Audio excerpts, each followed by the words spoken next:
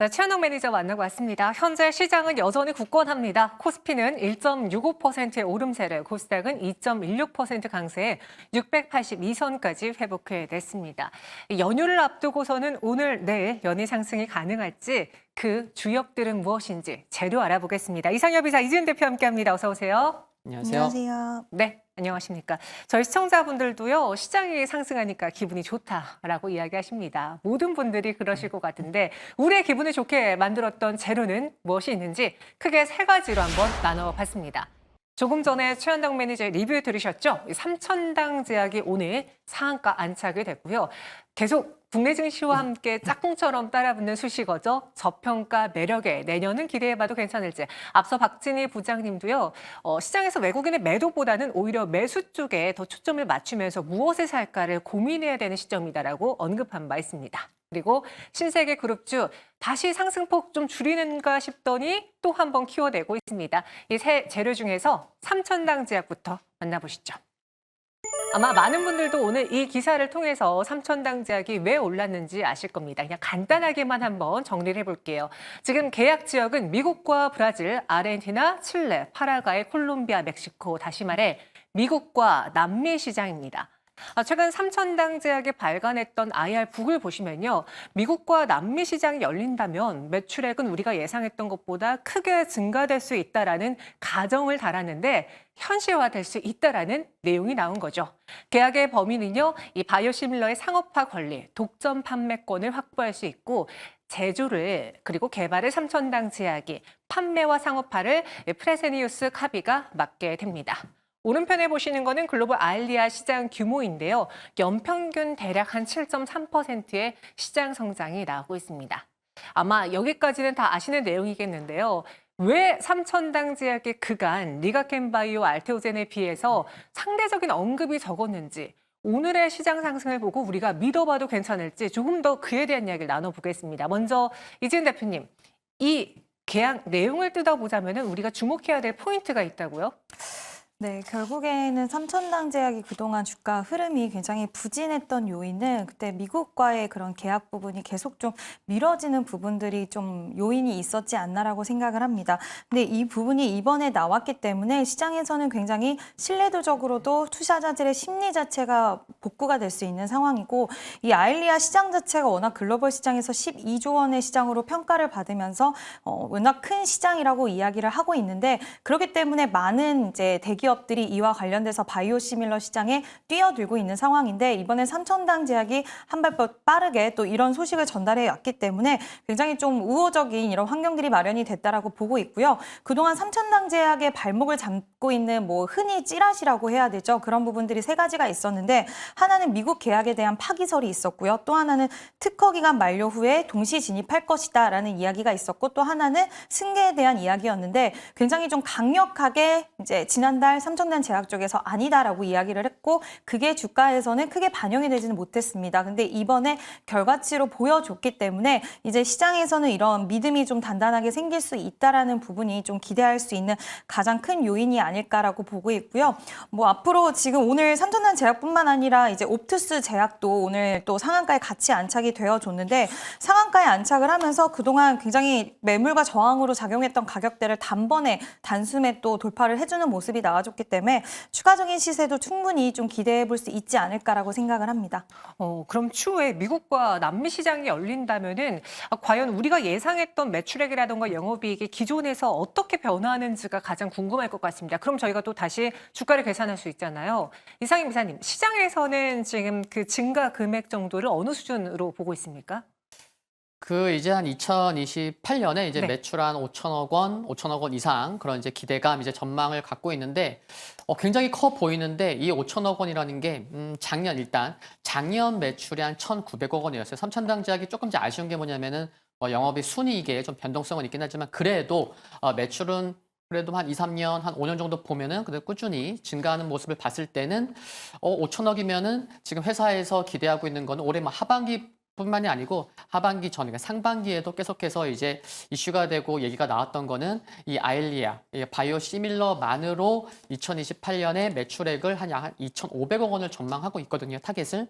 그러면은 작년 매출이 그걸 제외하고도 한 1,900억 정도 되니까 조금씩 증가하고 그러면은 5천억 정도 될 수 있겠는데 라는 전망은 뭐 어제 오늘 얘기는 아니다라는 거. 그래서 물론 뭐 삼천당 제약에 워낙 관심이 많으셨던 분들은 이미 알고 계신 수치다라는 말씀을 드리고 싶고, 그리고 이제 회사에서 공을 들이고 있는 부분이 유럽과 미국인 거죠. 그래서 그쪽에서 뭔가 이렇게 좋은 소식이 좀 실질적으로 나와야 되지 않을까. 왜냐면은 삼성 바이오 에피스 같은 경우에는 국내에서 5월 달에 관련된 또 이제 바이오 시밀러를 또 판매를 시작을 했거든요. 그래서 뭐 앞에서 대표님이 뭐 지연된 부분, 뭐 루머도 말씀해 주셨지만 뭐 국내보다는 일단 해외가 중요해서 해외에서 좀 좋은 소식이 좀 많이 나와준다면은 시장에서 기대하는 뭐 매출 전망, 그리고 현재 시가총액 4조 원이 안 되는 주가를 보면은 뭐 지금 주가도 괜찮겠다 이런 생각이 들다 보니까 오늘 뭐 장 시작하고 한 30분, 33분 만에 상한가 갈 정도로 이렇게 좀 시장에서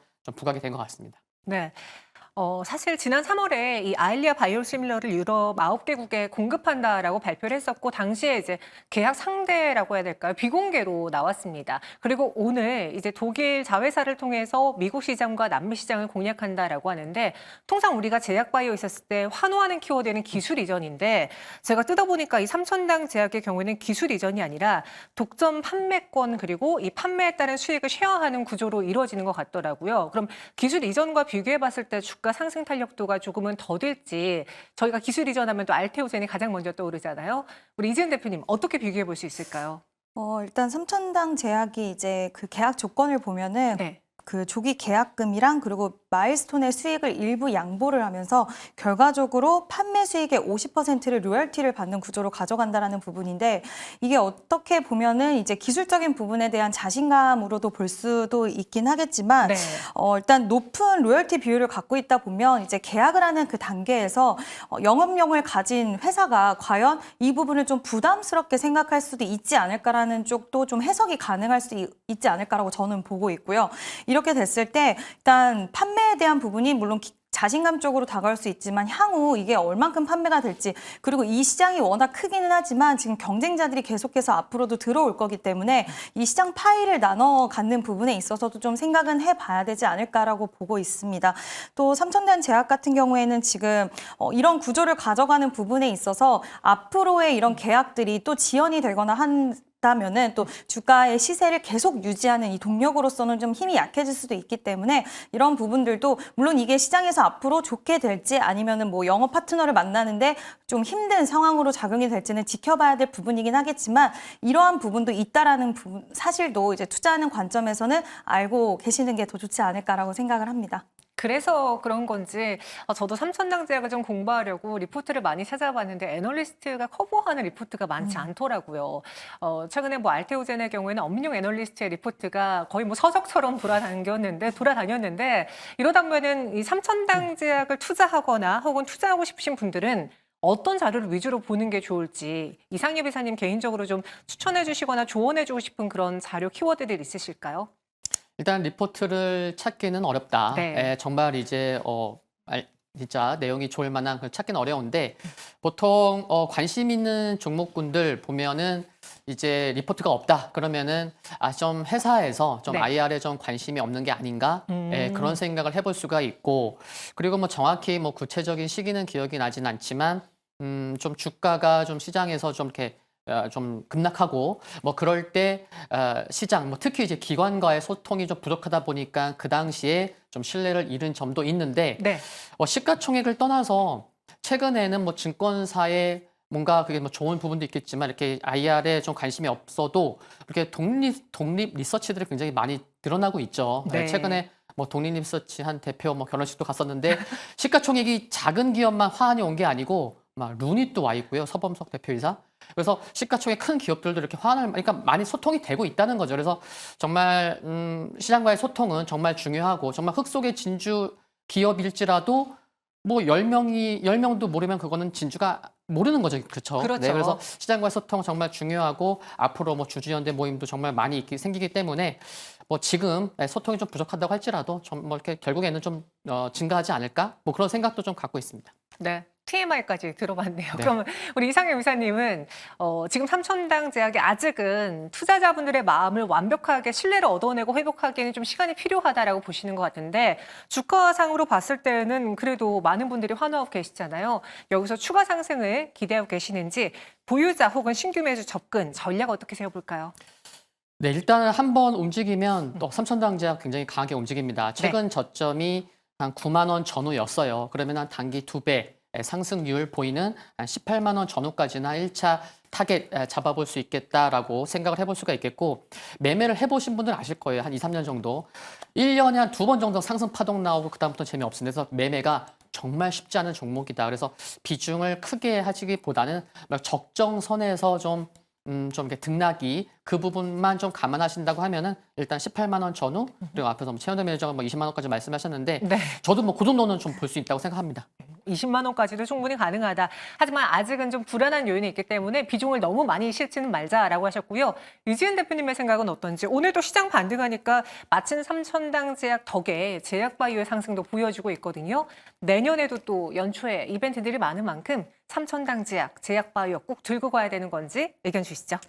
네, 저는 일단 긍정적으로 보고 있고요. 뭐 JP모건 헬스케어 일정도 있고 지금 금리 인하 관련돼서도 지금 미국 국채 금리가 살짝 하락을 했습니다. 여전히 높은 구간이기는 하지만 그리고 미국 쪽에서도 지금 이제 금리 인하 속도 조절론이 처음에 불거졌다가 PCE 지표 발표 이후에는 약간은 금리 인하에 대한 속도적인 부분들이 조금은 긍정적인 그런 전망들도 같이 나와주고 있어서 그랬을 때 가장 투자자들의 심리 개선이 빨리 되는 쪽은 제약바이오라고 생각을 하고 있고 오늘 전반적으로 또 삼천당 제약이 다른 종목들도 반등 흐름이 나오곤 있기는 하지만 또 한 종목이 이렇게 시장을 끌어주는 이야기가 나오면 다른 종목들 역시나 마찬가지로 주목도가 더 올라갈 수밖에 없기 때문에 제약바이오 관련된 종목들은 좀 지속 보셔도 좋을 것 같고요. 내년에는 또 이제 실적 기반에서 또 그동안 실적을 잘 이어왔던 제약바이오 종목들도 계속 좀 보시면 좋을 것 같습니다. 뭐 삼성바이오로직스도 있을 것 같고 SK바이오팜이라든지 그리고 저는 내년에는 좀 셀트리온도 기대해 볼 수 있는 한 해가 되지 않을까라고 보고 있어서 이런 종목군들 좀 압축해서 관심 있게 지속 보셔도 좋을 것 같습니다. 네, 이렇게 삼천당 제약 그리고 제약바이오 다뤄봤고요. 이번에는 역대급 저평가를 받고 있는 국내 시장 안에서 부자들은 어떤 투자 전략을 세우고 있을지 한번 미리 볼 수 있는 보고서가 있어서 참고해 보겠습니다. KB의 경영연구소에서 자료가 나왔는데요. 한국에서 부자 수가 증가했다고 합니다. 46만 천여 명, 그러니까 거의 뭐 50만 명에 육박하고 있고요. 전년과 비교해 봤을 때 그 폭이 크진 않지만 1%가량의 상승을 보였습니다. 그들이 돈을 불릴 수 있었던 배경에는 총 금융자산이 작년에 살짝 주춤하다가 다시 올라와 줬기 때문인데요. 금융자산은 한 2.9%가량 늘어났고 증가했고요. 그 안에서 투자 패턴을 보니 물론 해외 주식도 많이 하고 가상화폐라던가 뭐 대체 투자도 하지만 한국 주식도 소홀히 하지 않은 것으로 보여집니다. 그 안에서는 반도체 디스플레이 투자 종목이 굉장히 많았고요. IT 소프트웨어, 인공지능, 다시 말해 AI 관련주들이 포트의 상당 부분 차지했고 원자재, 미디어 엔터, 건설, 정유화학도 있었습니다. 이상희 부사님. 이 부자들의 패턴을 보고 이들은 이런 주식 투자를 했네 혹은 이런 투자를 했네 정리해 볼 만한 그런 키워드가 있을까요? 보면 이제 이렇게 뭐 국내 주식도 굉장히 좀 선호했다. 네. 그런 것도 좀 알 수가 있는데 일단 중요한 거는 이렇게 디테일이 중요하죠. 그래서 이렇게 자료를 보면은 작년 연말, 그러니까 23년 말 기준으로 해서 나온 거죠. 네, 뭐 당연한 걸 수도 있겠지만 그 부분 그러면은 좀 이렇게 올해에 관련된 정말 등락이 컸고 국내 주식 시장에서 좀 소홀했는데 그거는 이제 소외됐는데 이것과 관련된 자료는 이제 내년 말에 나올 수 있다는 거 그것도 좀 참고하시면 좋을 것 같고요. 그래서 국내 주식을 그래도 좀 선호했었다는 거에 초점 그 한 부분만 좀 말씀을 드리면은 많은 분들 좀 아시는지 모르겠지만 2023년 1년 전에 1년간 놓고 봤을 때 나스닥이 몇 퍼센트 상승했냐면 무려 한 43% 상승을 했습니다. 올해도 흐름이 좋았지만 작년에도 40% 넘는 상승을 보였고 그러면은 코스피 같은 경우는 20%가 안 됩니다. 약 한 18% 정도 상승을 했는데 제가 말씀드리고자 하는 거는 그럼 삼성전자 올해 정말 힘들었는데 삼성전자의 작년 한 해 연간 수익 이렇게 상승률이 몇이냐면은 42%입니다. 그래서 작년에 그렇게 많이 올랐나? 이렇게 좀 놀라시는 분들도 계시겠지만 그러니까 삼성전자의 연간 상승률이 42%, 나스닥이 많이 올랐다고 하지만 44%.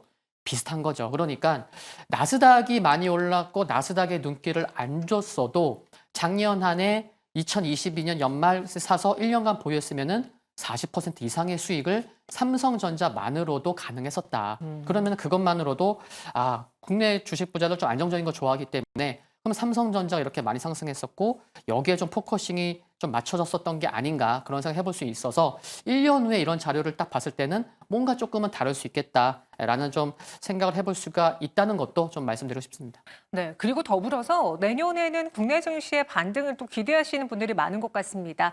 앞서서 계속 반복되는 그 저평가 매력이라는 건데 미증시가 지금 좋은 거 압니다. 하지만 연일 상승세를 보여줬기 때문에 상대적으로 좀 부담이 덜한 국내 증시로 시선을 돌려볼까 하시는 부자분들도 많은데요. 이재은 대표님 어떻습니까? 그 전략 모를까요?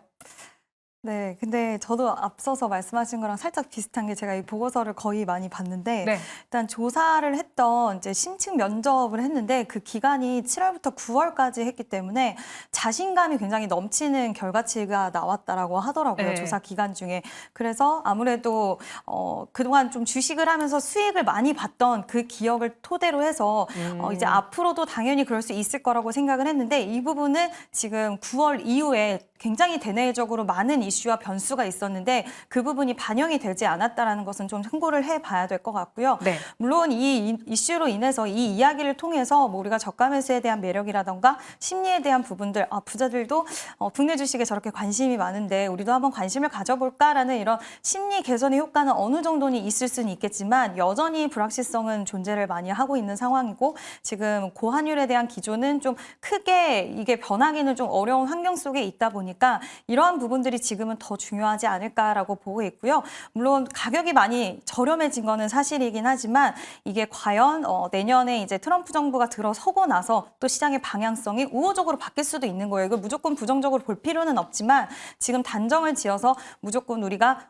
지금 시장에서 막 급하게 진행을 할 필요는 없지 않을까라고 생각을 하고 있습니다. 네, 그래서 저평가도 충분히 있지만 지금 이 투자 심리가 9월 이후로 급변한 게 보고서에 반영이 안 됐다라는 거는 참고하자.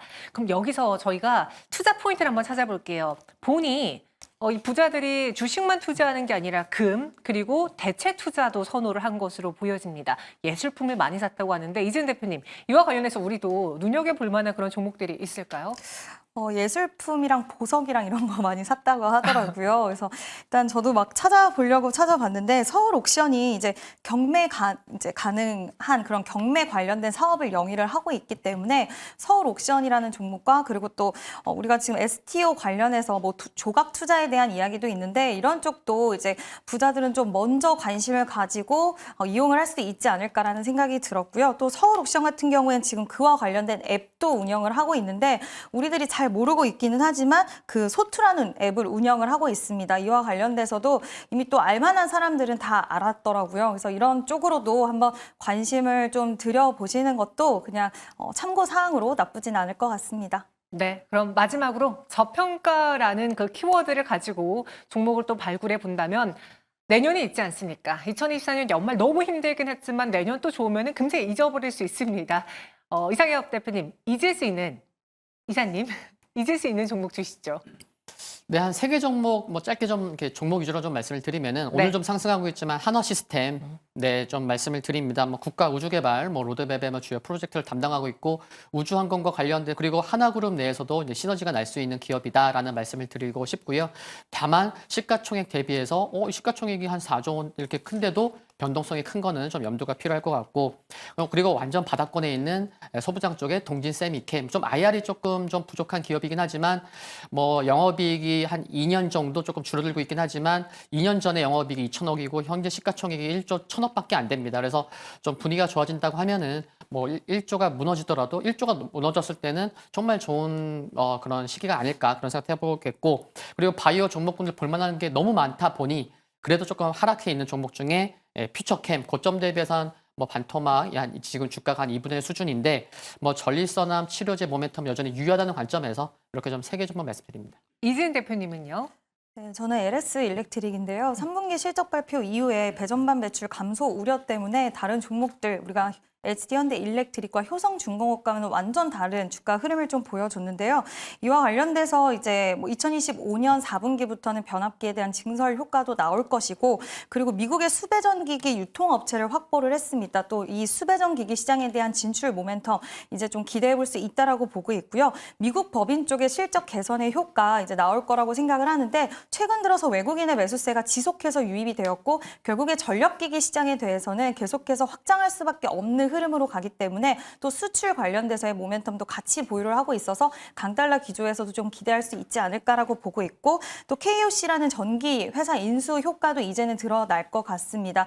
이와 관련돼서 뭐 장기적으로도 좀 이미 많이 좀 빠져 있긴 한데 주가 흐름이 굉장히 부진하긴 하지만 좀 호흡을 갖고 보시는 분들은 비중을 좀 나눠서 매수하는 전략 충분히 유용하지 않을까라고 보고 있고, 지금 시장은 또 새로운 모멘텀으로 HVAC라는 시장을 보고 있습니다. 이와 관련돼서도 국내에서 가장 빠르게 진입을 했기 때문에 앞으로 좀 관심 있게 보셔도 좋을 것 같습니다. 저평가 속 모아가도 좋을 만한 종목으로 동진세미캠, 퓨처캠, 그리고 조금 전에 소개해드린 LS 일렉트릭 이야기까지 나눠봤습니다. 오늘 자세한 설명 고맙습니다.